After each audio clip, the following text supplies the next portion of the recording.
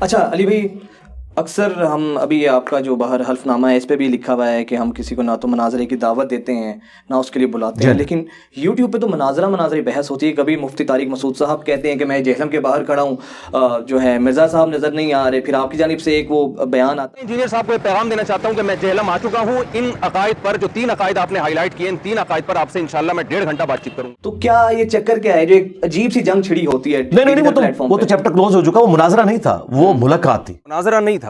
مناظرے کو تو ہم صحیح نہیں سمجھتے. ملاقات کیوں نہیں ہو سکی؟ ملاقات اس لیے نہیں ہوئی تھی کہ وہ جس طریقے سے آنا چاہیے تھا ویسے نہیں آئے. ان کے ایڈمن کا ہم سے مسلسل رابطہ تھا. جب آپ کسی کے گھر جاتے ہیں تو اس سے ٹائم لیتے ہیں.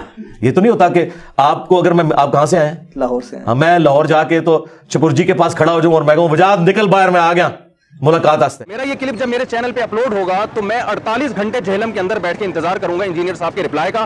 اگر پازیٹیو رپلائی آتا ہے، اور یہ رپلائی یوٹیوب پہ آنا چاہیے، یہ ٹیلی فون پہ یا واٹس ایپ پہ نہیں، یوٹیوب پہ وہ اپنا رپلائی ریکارڈ کروائیں کہ جی مفتی طارق مسعود صاحب جہلم آ چکے ہیں، بہت شکریہ. اور میں 1.5 گھنٹہ المحند المفند اور 1.5 گھنٹہ ان چیلنجز پر جو میں کرتا رہا ہوں، یعنی انجینئر صاحب کرتے رہے ہیں، میں ان پہ بات کرنے کے لیے ریڈی ہوں.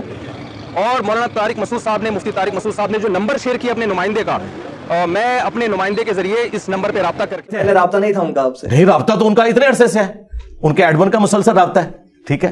بلکہ کئی بار انہوں نے ہمیں ویڈیوز میں جو ہم نے کئی جگہ ان کی تصویر تھمبنیل پہ یوز کی تھی، ان کے ایڈمن نے ہم سے رابطہ کیا کہ مفتی صاحب کہہ رہے ہیں کہ میری تصویر اس تھمبنیل سے ہٹا دیں.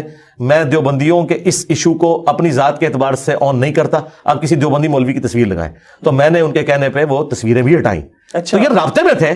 لیکن جب یہ مسئلہ آیا اور جس بندے کے تھرو آیا وہ نادر علی بھائی تھے. جس منگل کو انہوں نے آنا تھا اس سے پہلے والے ویکینڈ میں نادر علی بھائی کے گھر انہوں نے لنچ کیا.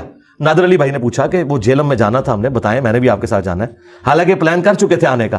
نادر علی کے ساتھ انہوں نے آنا تھا، لیکن وہ تو کسی اور وجہ سے انہوں نے اپنے معاملے کو اس طریقے سے کیا. تو ابھی تو میں نے انہیں دعوت دی ہے، انشاءاللہ وہ اس دفعہ ابھی آئے تھے تو اپنی مصروفیت کی وجہ سے نہیں آ سکے. اب تو وہ ایشو ریزالو ہو گیا انشاءاللہ. ہماری اکیڈمی جی ان قریب آپ دیکھیں گے.